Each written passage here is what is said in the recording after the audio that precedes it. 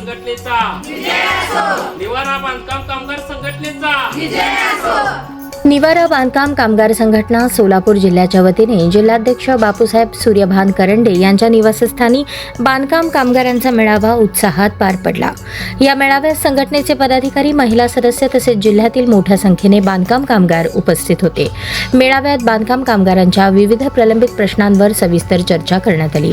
यावेळी बोलताना जिल्हाध्यक्ष बापूसाहेब करंडे यांनी दावा केला की बांधकाम कामगारांच्या नवीन नोंदणी व नूतनीकरण अर्जांबाबत वारंवार सहाय्यक कामगार आयुक्त सोलापूर यांना निवेदने देण्यात आली आहेत। सुविधा केंद्रातून आवश्यक प्रक्रिया पूर्ण करून अर्ज पाठवले जात असतानाही कार्यालयीन स्तरावर अनेक अर्ज नाकारले जात असल्याचा आरोप त्यांनी केला। तसेच बांधकाम कामगारांच्या मुलांना मिळणाऱ्या शैक्षणिक योजनांबाबतही अनेक वेळा निवेदने देऊनही अपेक्षित कार्यवाही होत नसल्याचा आरोप करंडे यांनी केला।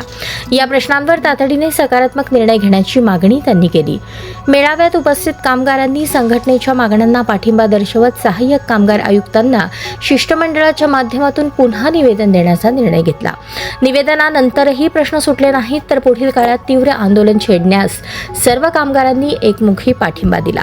यावेळी बापूसाहेब करंडे यांनी लवकरच संघटनेचे पदाधिकारी सहाय्यक कामगार आयुक्तांची भेट घेऊन निवेदन सादर करतील आणि त्यानंतरही प्रश्न मार्गी लागले नाहीत तर आंदोलनाची दिशा निश्चित करण्यात येईल असे सांगितले। मेळाव्यास जिल्हाध्यक्ष बापूसाहेब सूर्यभान करंडे, अब्दुल रहीम पठाण, बापू ढगे, युनुस सत्तार, शोभा कबाडे, मेघा तटराज, साखराबाई सुरवसे, ज्योती लोहार यांच्यासह संघटनेचे पदाधिकारी, महिला सदस्य आणि मोठ्या संख्येने बांधकाम कामगार उपस्थित होते। आज निवारा बांधकाम कामगार संघटनेच्या वतीने बांधकाम कामगार मेळाव्याचे आयोजन केलेले आहे।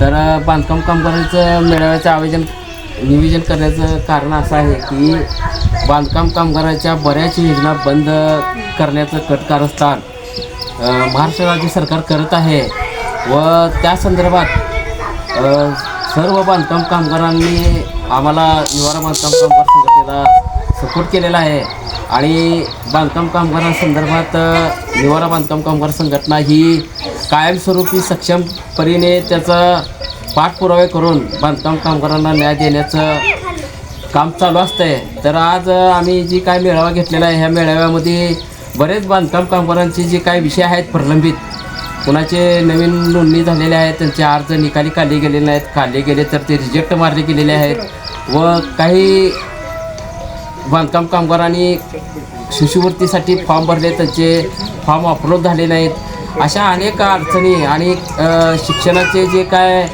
1ली ते 10वीचा विषय आहे ते राज्य सरकार काय कारण नसताना स्थगिती देत आहे। या संदर्भात जाहीर निषेध म्हणून आज बांधकाम कामगार मेळावा इथे आयोजित करण्यात आलेला आहे।